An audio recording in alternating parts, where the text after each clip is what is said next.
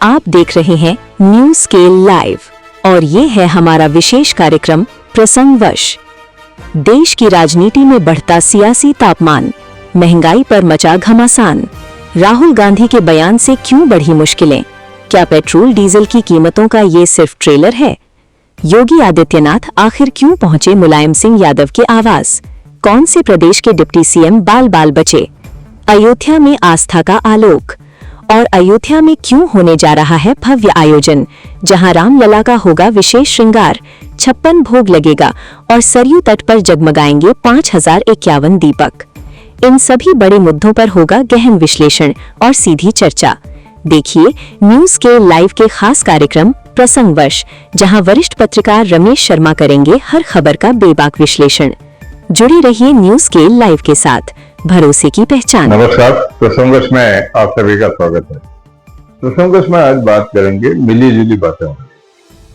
शुरुआत करते हैं राहुल गांधी के उस बयान की, जिसमें उन्होंने पिछले दिनों रायबरेली में एक सभा में वहां के लोगों से कहा था कि अगर आरएसएस के लोग आपके यहाँ घर पर आए तो आप उनको कहें कि आपके प्रधानमंत्री और आपके गृह मंत्री गद्दार हैं। यह मामला उसी दिन से काफी आलोचनात्मक रूप ले चुका है, जिसको लेकर के भाजपा के लगभग सभी बड़े नेताओं ने उसकी काफी निंदा की है और उसे एक बेशर्मी की एक पदवी बताई।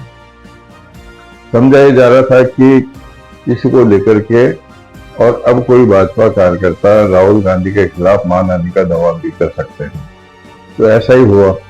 रायबरेली में आज एक शहनाज नाम के भाजपा के नेता ने रायबरेली में एसपी और रायबरेली के जो कोर्ट है उसके अंदर प्रार्थना पत्र प्रस्तुत करके कहा है कि राहुल गांधी ने जिस प्रकार से प्रधानमंत्री और अमित शाह दोनों की जो प्रतिष्ठा पर एक निंदनीय शब्द का उपयोग किया है, उससे न केवल उन्हें खुद को बल्कि उनके प्रधानमंत्री अमित शाह के समर्थकों को काफी ठेस लगी है। इसलिए उनके खिलाफ मुकदमा दर्ज करके उनके खिलाफ कार्रवाई की जानी चाहिए। हालांकि फिलहाल ये मामला सीधा थाने में नहीं ले जाया गया है, लेकिन कोर्ट के माध्यम से जो एक प्रथा होती है कि जो व्यवस्था है न्यायिक परंपरा में, कि उसको कोर्ट के माध्यम से भी मुकदमा दर्ज कराया जा सकता है पुलिस थाने में, और वही प्रक्रिया अपनाई गई है। देखने वाली बात होगी कि अब इसमें न्यायालय क्या कदम उठाता है। बात कर लेते हैं पेट्रोल डीजल के दाम के बढ़ने की। पिछले 10 दिनों में चौथी बार आज फिर पेट्रोल और डीजल के दामों में काफी वृद्धि की गई। और अगर देखा जाए तो लगभग इन 10 दिनों के अंदर, चाहे 90 पैसे में हुई हो, चाहे 2 रुपये 61 पैसे में हुई हो, चाहे 3 रुपये में हुई हो, कुल मिलाकर के लगभग 7.5 रुपये प्रति लीटर दोनों पर वृद्धि हो गई है। लेकिन इस बात से इनकार नहीं किया जा सकता कि क्या आने वाले में यह वृद्धि और होगी।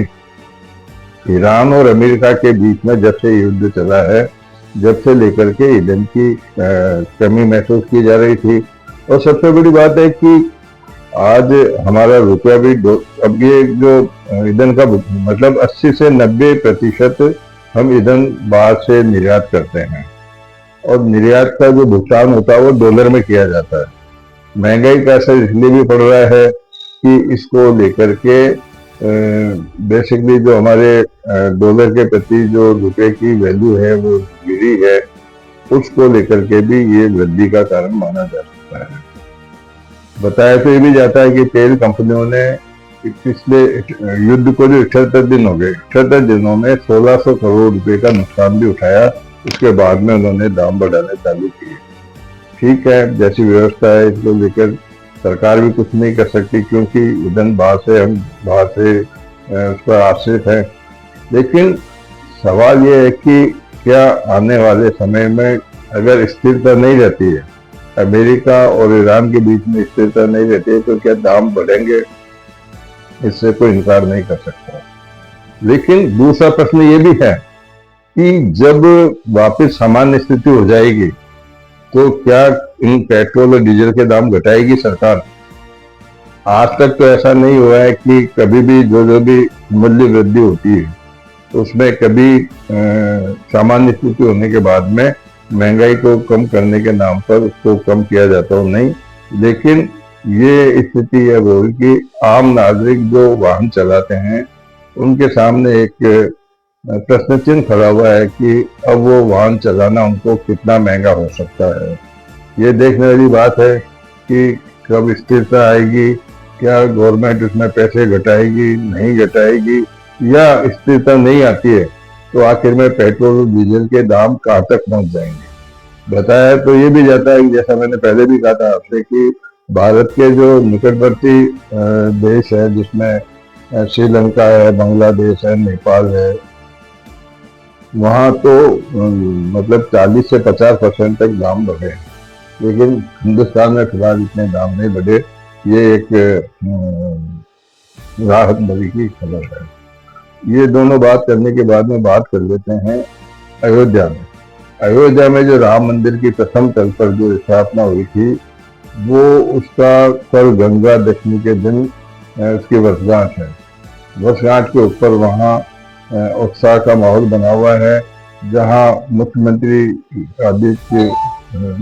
योगी वहाँ पहुंचेंगे और वहाँ विभिन्न धार्मिक कार्यक्रमों में आयोजन लगे। वहाँ भगवान का विशेष श्रृंगार किया जाएगा, इनको नए नए वस्त्राभूषण पहनवाए जाएंगे, चप्पल लोग की झांकी सजेगी। इसके साथ ही सरयू के तट पर 5051 दीपों की दीप भी प्रज्वलित की जाएंगे। 2 घंटे तक वहाँ पर भजन का भी आयोजन होगा, इसको लेकर के भी है। दूसरी तरफ लखनऊ की बात करते हैं तो समाजवादी पार्टी के दिवंगत नेता मुलायम सिंह के पुत्र और अखिलेश यादव के ब्रदर भाई की क्या नाम है की मृत्यु के 13वें दिन आज मुख्यमंत्री आदित्यनाथ, योगी आदित्यनाथ वहां पहुंचे और उनके परिवार को ढांढर बधाई ब्रह्म भोज में शामिल हुए। वहाँ उनके सारे परिवार, जिसमें अखिलेश यादव भी थे, डिम्पल यादव भी थी, सबके सामने बैठ करके उन्होंने इसकी यहाँ इस प्रकार से सांत्वना दी, व्यक्त की। चलते चलते बात कर लेते हैं कि सड़क में आप कहीं सुरक्षित नहीं है, जेल में आप कहीं सुरक्षित नहीं है, और हवाई सेवाओं में भी आप कहीं सुरक्षित नहीं है। कई हवाई सेवाओं की घटना हुई है, लेकिन इन दिनों में जो घटनाएं हो रही है, घटना जरूर हो रही है लेकिन किसी तरह की कोई नुकसान नहीं हुआ। आज भी ऐसा ही हुआ। आज भी मुरादाबाद में उत्तर प्रदेश के उप मुख्यमंत्री ब्रजेश पाठक मुरादाबाद से यात्रा पर जा रहे थे हेलीकॉप्टर पे, तो अचानक हेलीकॉप्टर में, जो सरकारी हेलीकॉप्टर था, उसके अंदर धुआं निकलने लगी और जैसे ही ये जानकारी मिली सब लोगों में अफरा तफरी मच गई। लेकिन सुरक्षा कर्मियों ने और तकनीकी कर्मचारियों ने सकुशलता से ब्रजेश पाठक को बाहर निकाला और वो बाद में उस हेलीकॉप्टर को ठीक करने की है जो कुछ भी जांच की जा रही है। इसी प्रकार से एक हवाई जहाज में भी ऐसा ही हुआ, जो अमोक्सी हवाई एयरपोर्ट से कलकत्ता जा रहा था, वो भी रनवे पर जाने के समय पे उसमें कोई तकनीकी खराबी हुई, उसको रोका गया। कुल मिलाकर के आज के प्रसंग में यही बातें हैं जो आपके सामने मैंने प्रस्तुत की है। कल फिर किसी प्रसंग के साथ आपके सामने उपस्थित होंगे। तब तक के लिए नमस्कार।